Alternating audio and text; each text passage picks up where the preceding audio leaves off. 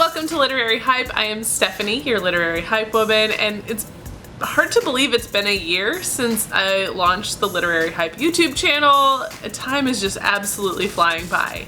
One of the first fun little videos that I posted when I first started the channel was the mid-year book freakout tag. Kim from Whimsical Narratives did that one and tagged me in it, and it's going around again.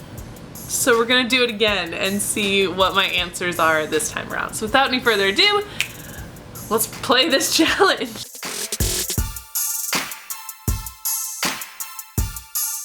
Question number 1 is, what is the best book you've read so far this year?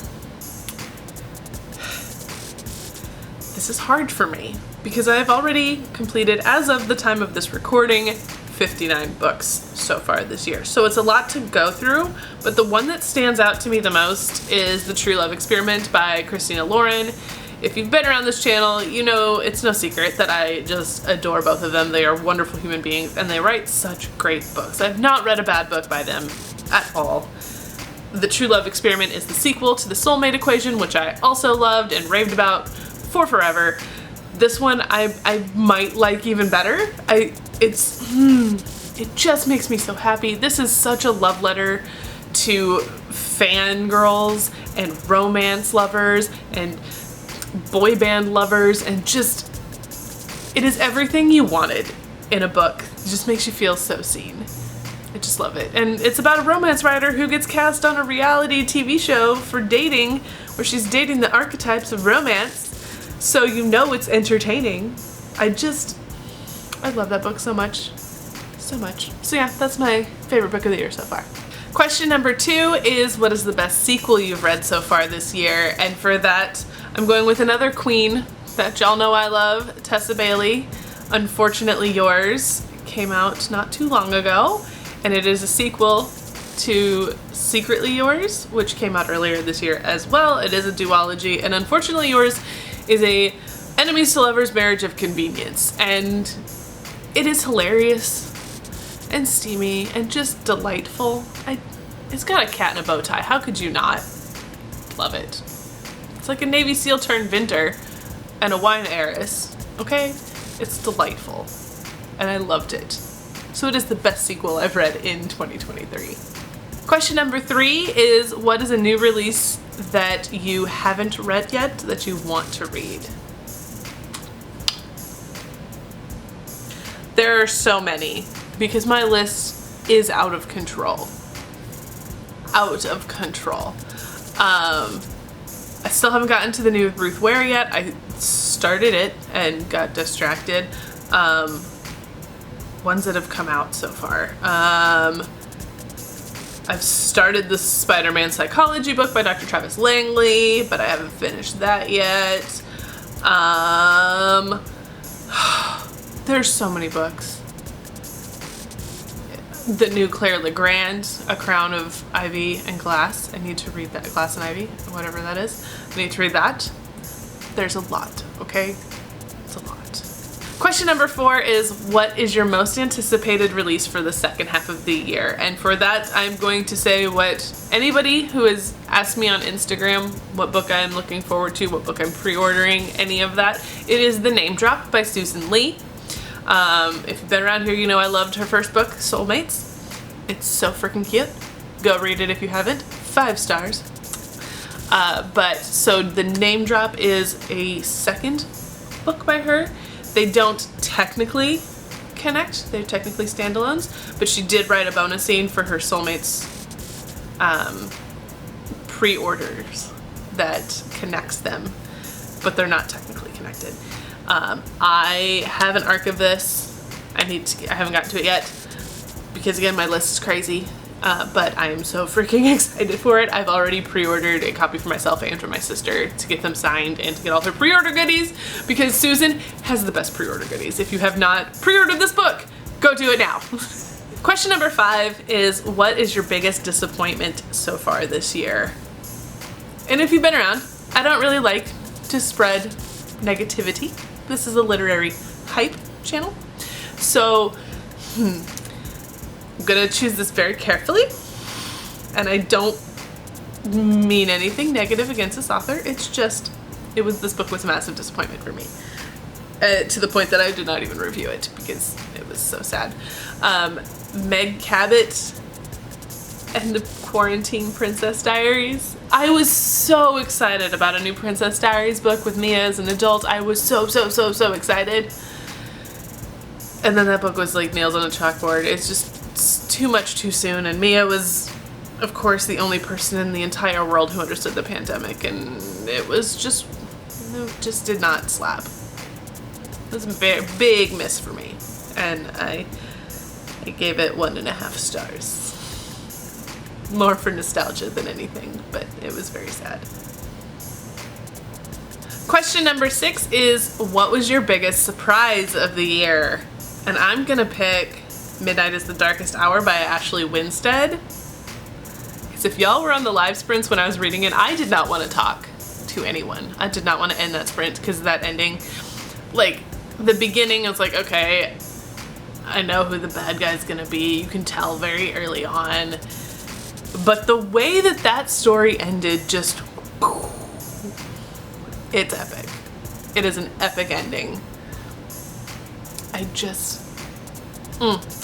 hadn't read any Ashley Winstead before that. That was my first Ashley Winstead book.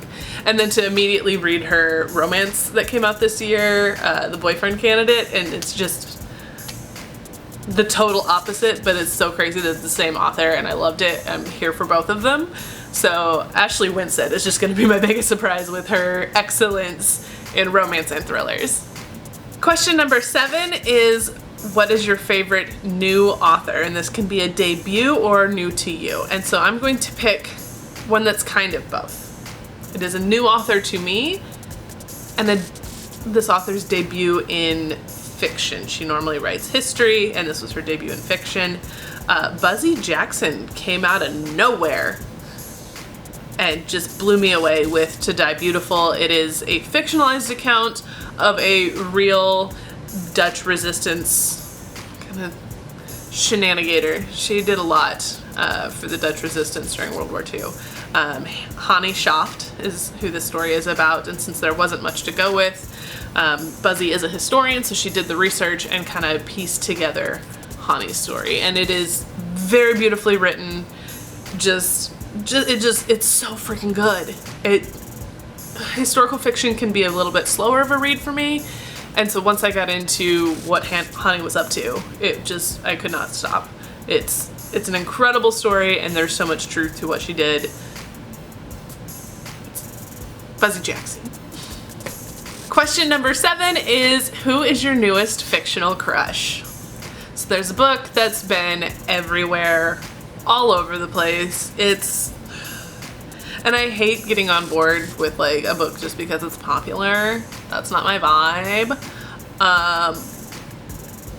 But Fourth Wing, if you know, you know. Xaden.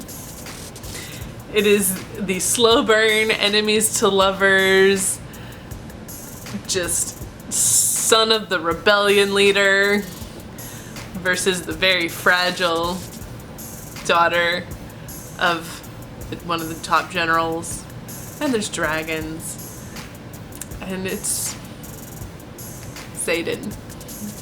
If you know, you know. Chapter 30 of Fourth Wing. If you know, you know. Question number 8 is your favorite fictional character so far this year, and for that, this is so hard.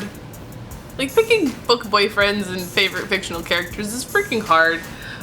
So for that, I mean, honestly, I really have to go back to Fizzy from True Love Experiment. Like, I freaking love Fizzy, okay?